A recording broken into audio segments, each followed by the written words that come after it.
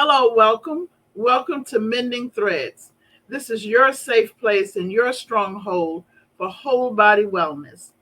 This is a transformation series, mind, body, and spirit. And today we get an opportunity to talk about a topic. This is our continuation from our last month, the benefits of patience. And this is going to be a various um, interjected in various communications and topics you're going to hear on the news, you're going to listen on the talk shows, but you're going to hear the other end of it. You're going to hear the end of the lack of patience. Today, we're going to talk about the benefits of patience and how we can use it, what it is. So get your ears close to our own Dr. Cory Wilson, who is pastor at Christian Faith Missionary Baptist Church, who's also a psychologist here in Houston. And I want you to hear. We're going to be talking about both sides of this from two different perspectives. Okay, and we call this under our doing life and people helping people. Okay, so Dr. Wilson, this topic of patience, I think last week you had, if we can talk a little bit about renew what it is. Let's look at what patience is, and then let's look at what it looks like. Mm-hmm. Thank you. First of all, good morning, evening, afternoon to the people that's going to be listening, whatever time of the. So we welcome you. Patience. Let's look at the definition. I love going back over the definition of different terms and words so we can get the basic understanding. And the definition of patience is to be patient. And what is that? Enduring pain, trouble, etc., without complaining. Number 2, calmly tolerating delay, confusion, etc. Number 3, diligent persevering. Now just think of all that. Sadly enough, when you hear the definition of patience, for me, most of the time it's the opposite of how I think, how I behave, how I operate. So that's the basis of patience, learning how to endure pain, whatever it's like. And pretty much in general, pain is something you don't like. And when your mind registers something as pain, meaning a dislike, you're now going to start to find a way to stop the pain, meaning whatever the dynamics are, you're going to escape them or remove them so you can stop the pain. Not understanding, if you learn to endure, go through whatever purpose that situation has landed in your life for, you will not receive the benefits if you don't have and practice patience to help you endure the pain. So I think that's a good start with the basis. So then it seems to be, you mentioned several things there. So the endurance, if we could look at what is happening with endurance, but also you mentioned that we won't be able to hear or learn something about that. So can we just talk first about what is important about endurance and what is endurance? How can you tell whether you have it or you're doing it? Well, endurance, it goes with endurance. And most people can't tolerate things that they don't like. People, let's do it that way. We got to broaden it. Things, people, situations, even songs. I know some people, when the birds chirp, it bothers them. So they can't tolerate noises, dynamics. So to tolerate something and to endure goes hand in foot. When you begin to tolerate what you don't like, you're then going into enduring, which builds over the time. The problem is if you start psychologically and biologically checking out of what you can't tolerate, you'll never build endurance. So endurance only comes when you begin to tolerate. So if you don't tell yourself, I can do this, I can get through this, you can just check out of thinking about being having endurance because it doesn't come until you begin to tolerate. Toleration builds endurance. Right. So people who, and I have many, quite a few people who describe, well, when something is going on difficult in my life, what I do is I just shut down. Mm-hmm. I just don't deal with it. Mm-hmm. And so what they're not realizing is what you're saying is that they're not really building their endurance because Mm-hmm. they're not learning in the moment to listen in the moment and allow themselves to engage in their discomfort, Mm-hmm. because the discomfort would decrease the longer they could do it, depending on what they're saying about it, though, Correct. you know. It, Mhm. it, it, it as though it sounds good to hear that statement. When I'm going through, I just check out. That sounds good because it seems as though you're getting away from whatever's causing you pain. That I understand, but you're really not. You're almost like the situation is there. It's like someone at the door knocking. You're like, you know what? I'm not going to the door. Knock all they want. Now, you deciding not to go to the door does not mean the person has left your doorstep. It's just like in life when we have problems and we check out. You choose not to open the door, you choose not to deal with it. But what you don't realize, because you checked out, it doesn't mean the problem has went anywhere. The problem is still there. And Right. when you finally get to the door, it's going to be worse. That's right. Because if it's a problem, you cannot escape it. Even when you lie to yourself and say, I'm just going to check out. Now, let's Mhm. give another arm to that way of operating and dealing with pain. Self medicate. Instead of checking out, you figure, you know, I'm going to self medicate. I'm going to go get high. Mhm. I'm going to go and get tipsy. I'm going to do something again so I don't have to deal with the dynamic. Mhm. Again, if that person is knocking at the door and you go smoke a joint, while you smoking and getting your little high and having a ball within about 2 or 3 hours, they still haven't left. So when the high wear off, they still knocking. When you go get your drink, it's fine. Mhm. But your soberness comes back. The person is still at the door. If you snort cocaine, heroin, whatever you do to escape with self medication, it does not take away what's still at the door. What you're going to have to deal with eventually in one way or the other, but also according to your premise, then one would be weakening themselves each time that they opt out or each time they use something. They're actually weakening um, the strength that they had in order to handle it, because now they're Mm-hmm. training their body to use whatever it is to help them handle the moment. Exactly. And those practices are going to give you bad behaviors that your mind, your body, everything about you are going to get accustomed to. Next problem comes up, you're going to be going right into it the way you deal and dealt with the last problems. We began to build habits. Mhm. And then the day you decide to really deal with it, you're not going to know why you can't. It's because you've established a pattern and you don't realize it. Enough over time, we become good at doing bad things. Very good. And one of the Mhm. things is escape, Mhm. not dealing, not wanting to face. I know people, they tell you it's you can be at work, you've done something wrong and it needs to be corrected.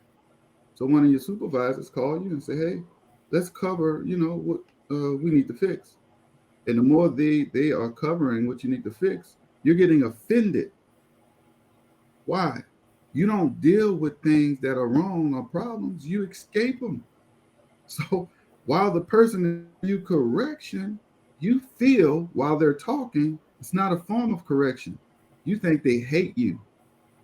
You feel like they're pointing out all of your faults and all of your bad for your entire life. That's what you're hearing, while the person is just giving you a form of correction so we can fix the problem, because moving forward, we don't want to have to deal with the things that go with this being done the wrong way.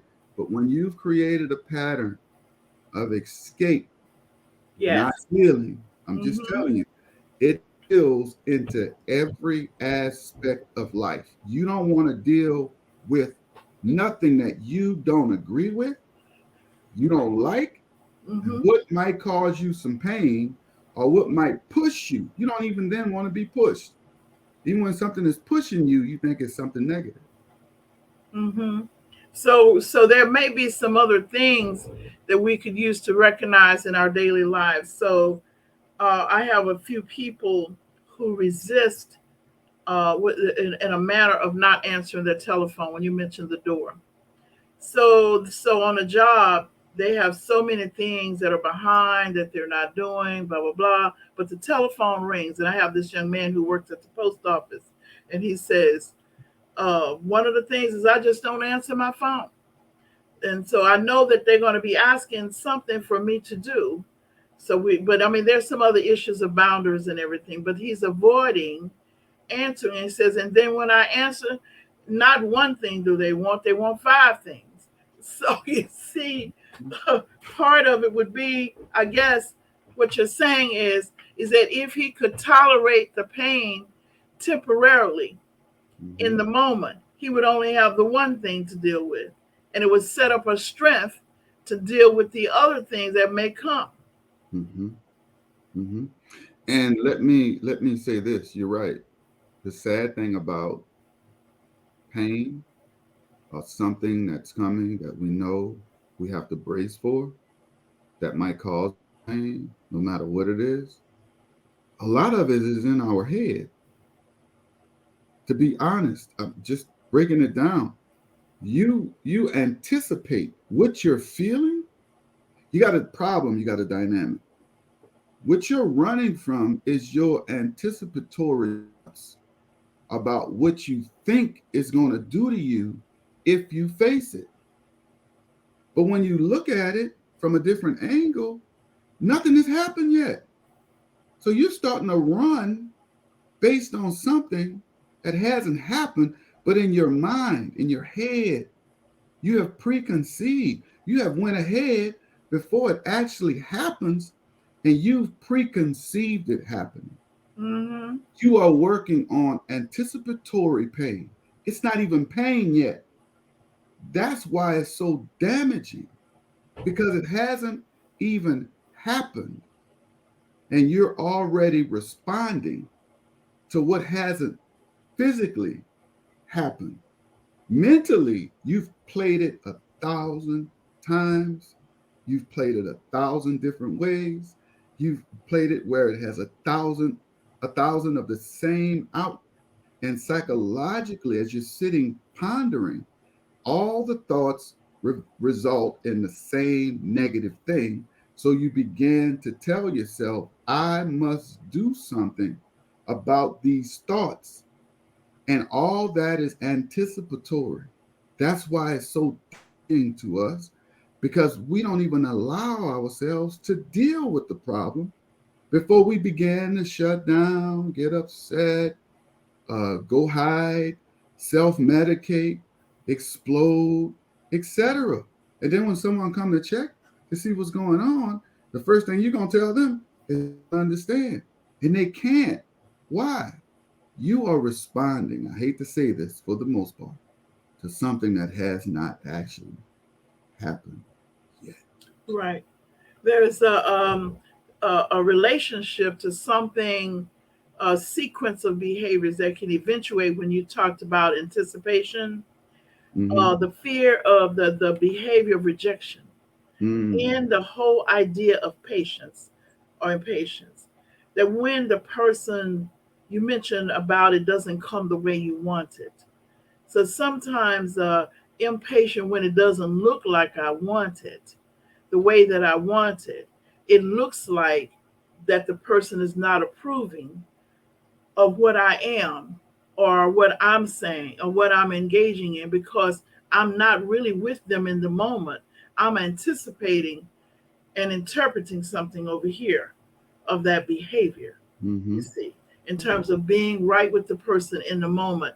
I'm impatient, so I got to jump ahead and Mm-hmm. interpret what it Mm-hmm. is that it That's is. And like you said, sometimes we can misjudge and we're operating on something together altogether different. altogether different.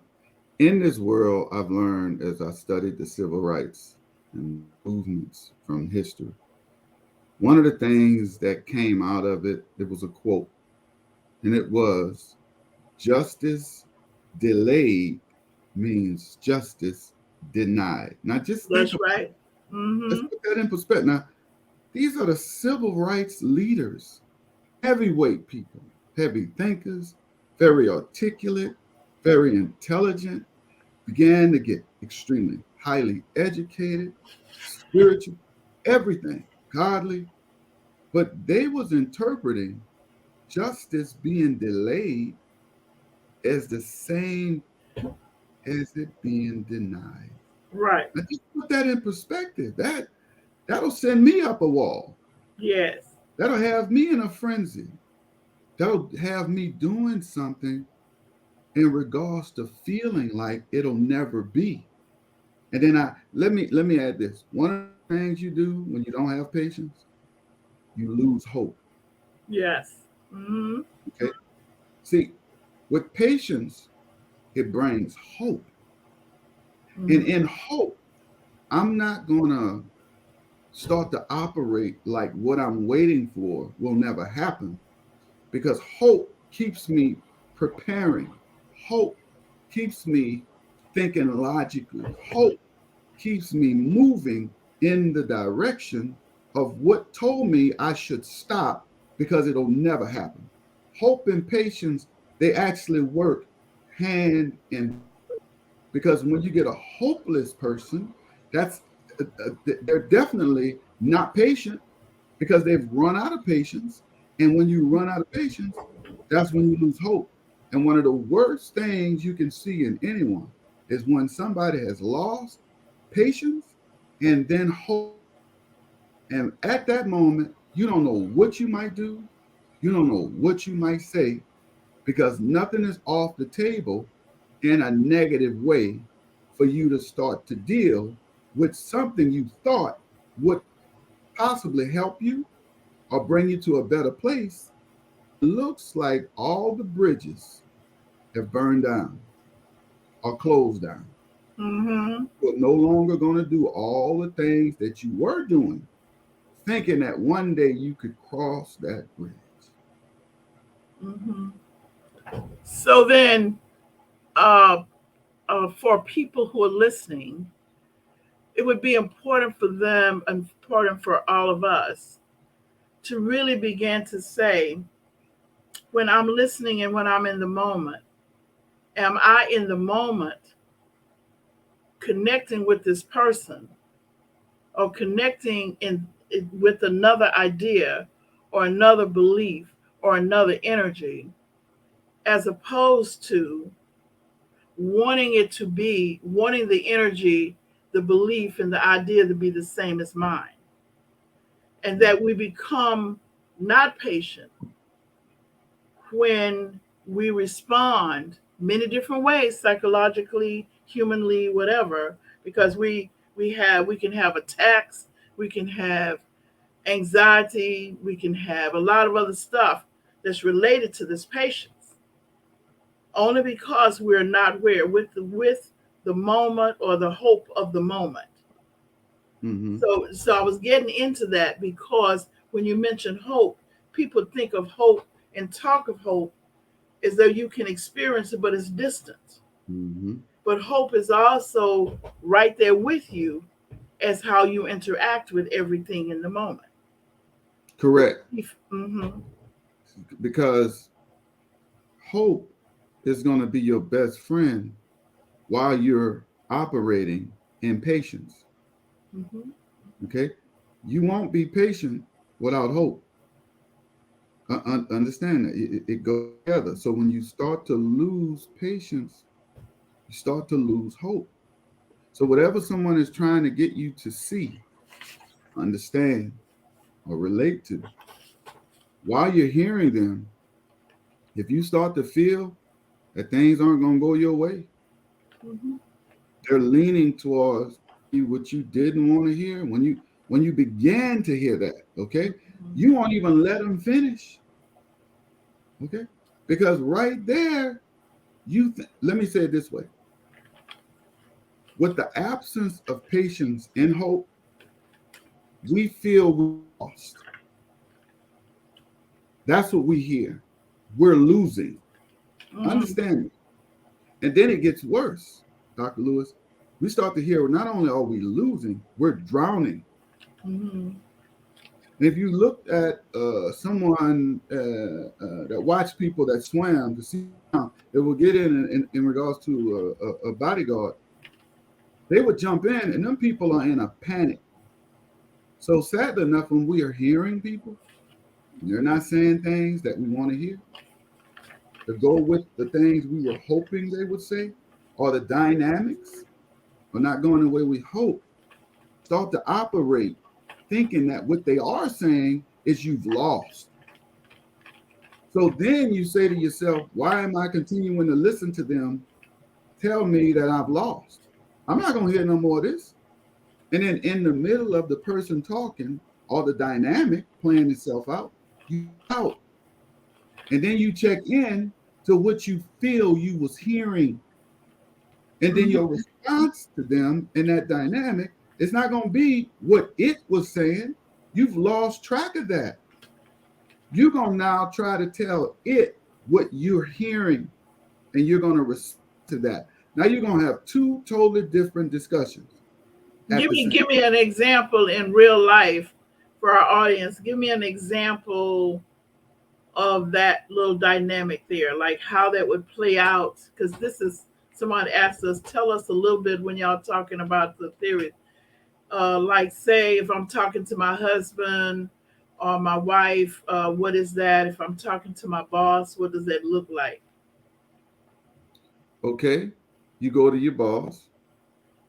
It's been 12 months, and the when you signed on, they said they would review for a raise after 12 months. So you go in, and in the review, you're anticipating that you're going to get your raise. So you go in joyfully, right? You perked up, you're excited. You've already counted that extra dollar per hour for what you're needing to do. So as the boss continued to talk, they start to lean towards you're not getting your raise. And even before they say you're not getting, just the discussion leaning and leading towards it, you're starting to hear. They haven't said it, but you're now saying, wow, they told me about my performance. I must not be getting my raise. In your mind, just follow me here. Mm-hmm. They told me about my timely. I must not be getting my raise. They told me about my social skills. And in your mind, I know I'm not getting my raise. So you're not even going to let the boss finish you and them going over your review. You walked in joyfully, anticipating your raise. Right. When you heard things about you that you need to work on, your pattern of hearing things that you don't like causes you to psychologically check out. So at the moment, midway through the review, you're in a whole nother space. So they're talking, but you're not hearing them.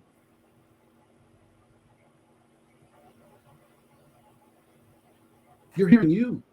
So when you in a very negative, because you're feeling negative, you're feeling that you've lost, You're feeling that you're not going to get what you've been waiting 12 months for. And again, they not actually said you're not getting it, but you never let them get to that because you start having some discrepancies. Now you're debating about your performance that they're talking about. Well, when did I do this? And how did I do that? And I don't understand. Then you're going to bring up what somebody else did. And well, look, if I did, I'm not the only one. I don't know why. It's just going to be all this.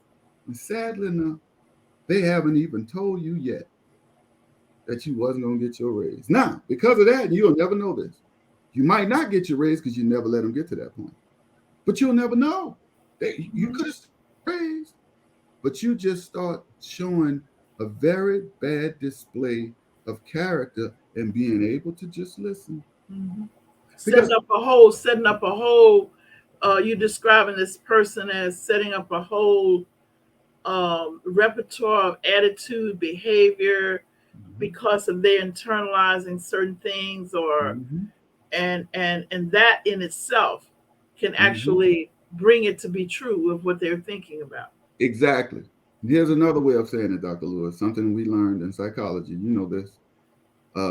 You don't listen to hear, listen to understand. You're Mm-hmm. listening to respond. You're listening to gear up. So you're really not hearing what the person is saying. The more they talk, you're trying to see how you're going to respond, how you're going to argue, how you're going to debate, how you're going to make your point. It's like, wait a minute. Psychologically, you can't be thinking about that while somebody's talking because you're going to lose the essence of what the person is saying if you're listening just to respond or to be defensive. You're not going to be hearing, but you won't know that. So, yes, you're starting to build this defense because they're saying things adverse. So while they're talking, you're building a defense, but you're not listening. But you don't know you're not listening. And if somebody told you wasn't listening, you're going to tell them you're lying. No, I'm listening and I know what I heard, but you're not listening. So we got to learn as we hear, even what we don't like. Don't listen to respond or defend or fight. Just listen to hear. In the Yeah. Bible, in Proverbs, it tells us as believers, be quick to listen and slow to speak. And I'm going to add this, Mm-hmm. slow to speak and slow to think outside of what the person is bringing to you. Yeah. Slow to Mm-hmm. preconceive, slow to rush to judgment, Yeah. slow to feel you need to defend and fight. Mm-hmm. I'm not going to let them get away with what, and it might not even be like that, but you Mm-hmm. never hear it all the way out. Mm-hmm. Mm-hmm. Now that's important what you just said, and that if I find that if not avoiding it, if what you're saying is that the person stays leave listening to what it is, that their engagement can find the beauty of what the person is saying, even if it's not what you want to hear. And then also another is that the beauty of it is that many times you find that what is engaged in the conversation of listening actually engages with what you're trying to express. Mm-hmm. Many times, either somewhere around that, it helps to bring clarity to Mm-hmm. what it is that you're trying to express Mm-hmm. or that you need expressed. Correct. See, and And so, and mhm, you're dead on it because one of the things we don't want to do while someone is talking to us is to get a one track mind. That means you're no longer open to what, how can you now dictate to the person on what they telling you? And they yes, haven't even finished. They haven't even finished, and you're gonna be ready to go to court and argue them, not about what you was thinking, about what you felt they were telling you, and you're gonna be thinking you know. Right. Even if they came back after you then go on a tantrum and say, sir, man, I'm sorry. I wasn't saying, oh, yeah, you were. That's the way you're going to feel. I know what I heard. Now you calling me dumb. You're playing with my emotions. You're playing with my intent. Then we're going through this whole dynamic. Do you think I'm dumb? There you That's go. what that's a big one right there. Do Okay. you think you know more than More me? than me, because you this and because you that. It's just this whole thing is enough. Y'all, you cannot tell somebody what they're feeling and thinking. Yes. How you, I'm sorry, you can't do that. You barely can say what you feel and what you think and articulate it properly. That's not easy. So imagine trying to tell somebody else before they even finish with the discussion what you thought you heard. And it'd be different though if you stop and say, excuse me, is this what I heard you saying? And then you replay it and you offer them opportunity to either say yes or no. That's not quite what I was saying.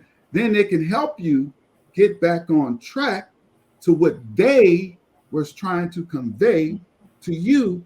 Whether you like it or not is off the page, off the table.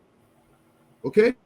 You don't get to dictate when you don't like things. Y'all, we gotta learn to just, I'm just here to hear this. Mm-hmm. I don't have to like it, but I need to hear it. Yes. I need to hear. I need to hear. But we think hearing something is accepting something. That's a false stretch. I'm just telling you. We think people are getting away with things when we listen and they get to say it. It's like, what? Yes. So Yes. somebody can't tell you they don't like your foot? I just, well, wait a minute. It's okay. They got the right to not like your foot, and you can hear that, and it'd be okay. I mean, I get it. Maybe they're wrong, maybe they're not, but you can hear it. We are at a place now in society, Dr. Lewis. We cannot stand to hear anything else, Right.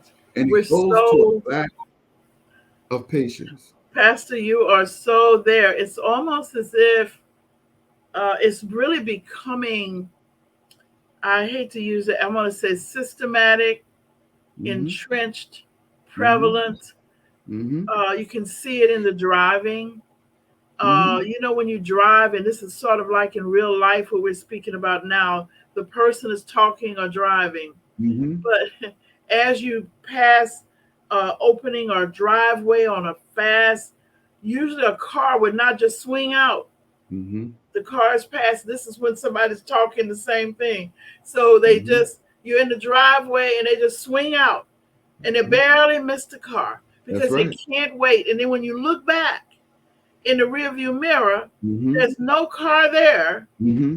They could have waited. Right. We we equate waiting, Dr. Lewis. Now, we're not cognizant of this though. Okay. Let me add that. We're not cognizant, but we equate waiting with losing. We equate waiting with being last. We equate waiting and we put the negative connotation to waiting to where we've made waiting something bad. A weakness, like it's A a weakness. weakness, but it's a strength. It's a strength, y'all. It's a strength. And See? you won't. And here's the other thing about knowing and realizing that patience, waiting, enduring is a strength. It's like, how should I say this? Okay. If you enter a race, let's say the 4x4, the mile relay, the mile, you go around the track or the 400, you go around the track one time. As you start the race, if you stop around the first 100 meters, you will never know if you could have won. Yes. Mm-hmm. So my point is patience or should I say the benefits, that's what the purpose of today's talk is. The benefits of patience you'll never get to, because what we don't realize, when you don't practice patience, it's like stopping midway in the middle of a race and never crossing the finish line to see where you was going to place. You anticipated that you were going to lose, so you stopped. But you will never know that you could have won. The other people could have failed. You'll never know. They could have dropped the stick. You'll never know. They could have got a cramp. I'm just being honest. But you'll never know. You will never. We don't never realize what we miss, Dr. Lewis, because it's been missed. Understand what I'm saying? Yes, yes. Mm-hmm. See, it's not like I see people, we want to peek at something. And from peeking, not really being committed, we stay on the perimeter and peek, and we want to get benefits from peeking. You can't peek at patience and Mm-hmm. benefits from having Mm-hmm. it. You got to go all in. Yes. Then you got to stay in to get the benefits. Now, peeking at patience will make you feel it'll never do anything for me. It'll never get me to where I'm going. And you're right, because you're peaking. Okay? It's not going to show any benefits while you're peaking. But when you stop peaking and get in and stay in, the more and more you're in it, you're going to start getting benefits. Can I give an example of what I Please. think peaking is Mm-hmm. behaviorally sometimes? Peaking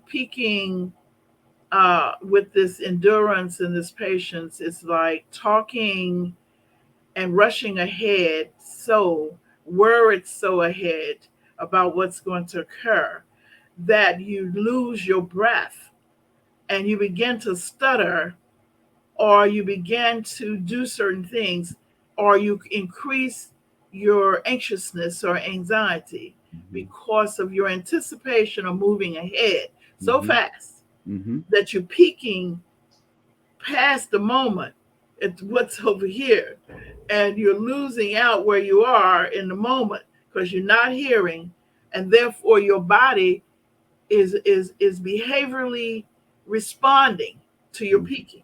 Yes, 100%. And to add, you're right on it. And to add to that, when you're peaking and you start to stop because of your anticipatory thoughts, as you are peaking, you're looking for something to come out of the peaking. And when things don't come from your peaking the way you anticipated, your first or second step don't bring the returns you felt you was going to get. Now, let me add this and I'm going to pause. Your returns will come, but not with the first and second step. So when you don't get the returns from your peaking first, second step, you then began to get disappointed, Mm-hmm. anxiety, possibly depressed, upset, angry, and thinking that this whole patience thing, it don't even work. Because what they gonna say, I tried it, Dr. Lewis. You know how many people tell me, I'm gonna just say, oh, I've been through the Bible 5 and 6 times. I done read it up and down. Oh no, you can't tell me. I'm like, okay, I got you. When when I hear that, I know they're doing just what you just described, Dr. Lewis. They've peaked at Mm-hmm. the Bible. Okay, not get the benefits. Let's say the thing you want is going to come after 17 laps and all the things you're hoping it would bring. Well, I'm sorry, you just in the fifth lap, but you're going in anticipating the things come in lap 17. You want them to come in lap 5. And then when you go tell the story to people, you're going to say and imply that you did the whole 17 laps, but you didn't. You Mm-hmm. did 5 and stopped and then said, this don't work. It ain't even right. I'm telling you, I didn't did it.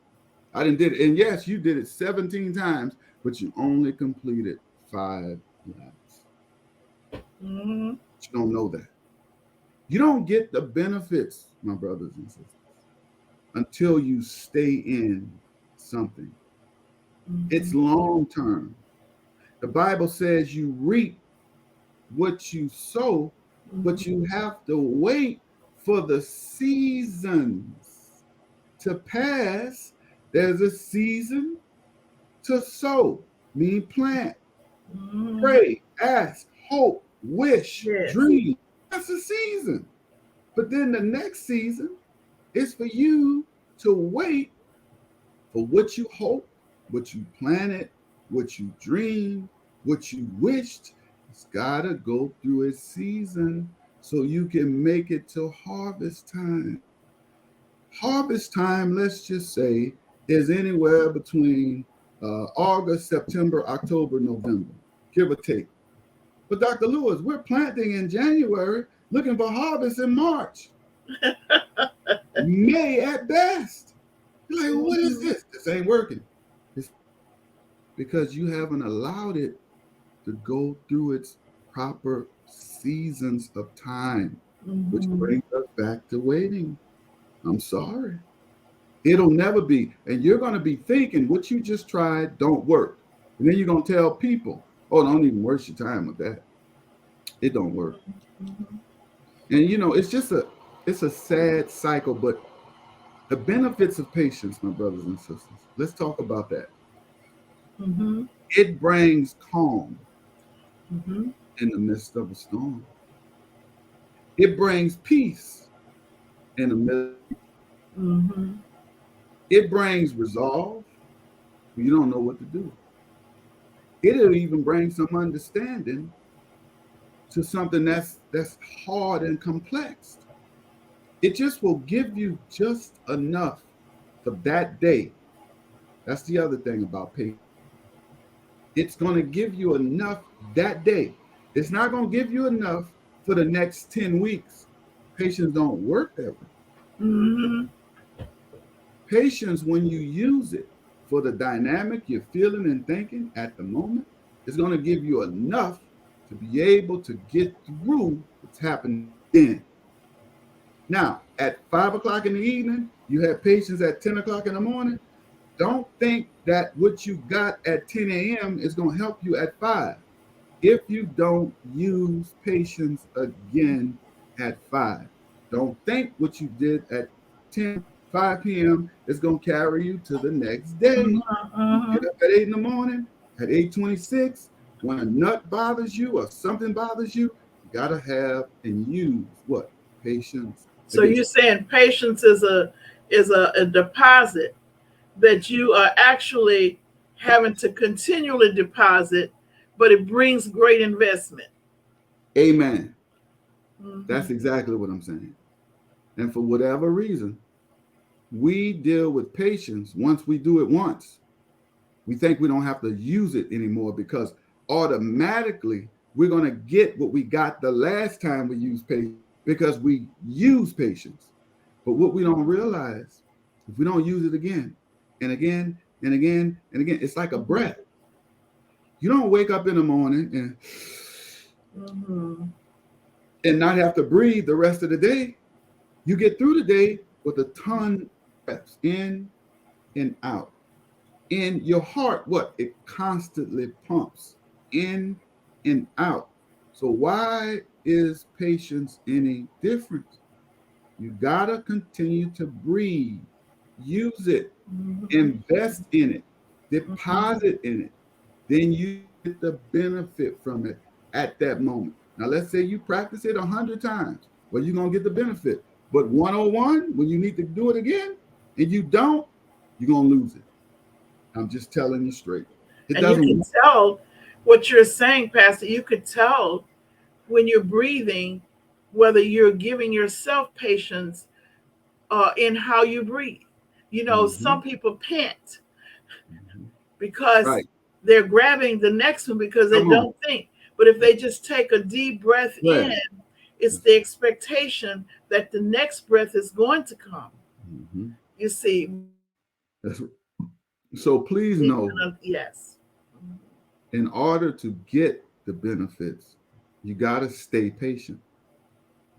Mm-hmm. And if you can, stop thinking that when things are not what you hoped or wished or asked for, when it's not there yet, don't take that as a negative.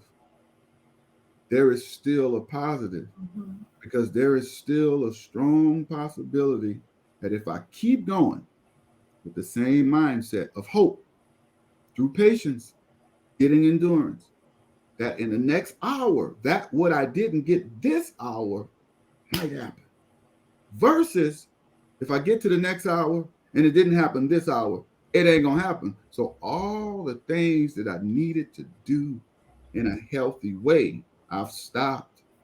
I don't think the next hour is really gonna bring what I Mm-hmm. was doing all this for. Mm-hmm. Stop thinking because it's not there yet that it's not ever gonna happen. Right. Mm-hmm. Everything has a time. I'm gonna read this, Dr. Lewis, in Ecclesiastes chapter 3. It's a very pronounced, profound area of scripture, but it helps us to put things in perspective of how we think and how we operate, and we don't know it. Okay? It's Ecclesiastes chapter 3, start verse 1. Listen to this for the audience. You have to learn this. To everything, there is a season and a time to every purpose under the heaven.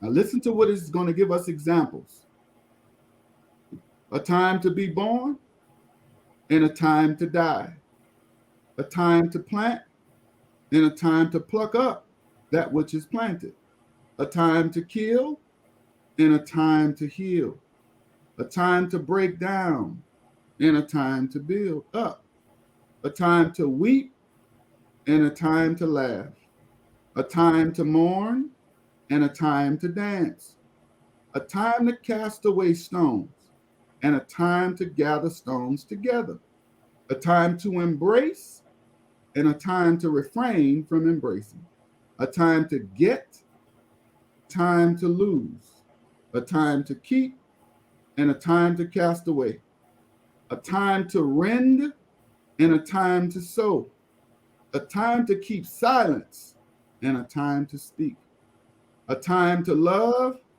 and a time to hate, a time of war and a time of peace. I suggest that you keep that in mind really seriously. And there is a group, our Doing Life group is centered around something like that, and looking at what you're supposed to do with that when you're dealing with the patients, when you're in that situation and whatever, and staying biblically and psychologically well. So I do want to thank you, Pastor Wilson. You're just always insightful, right on the moment, right ready to go. Okay. And I think that the community is so underutilizing what you have to offer. I really do.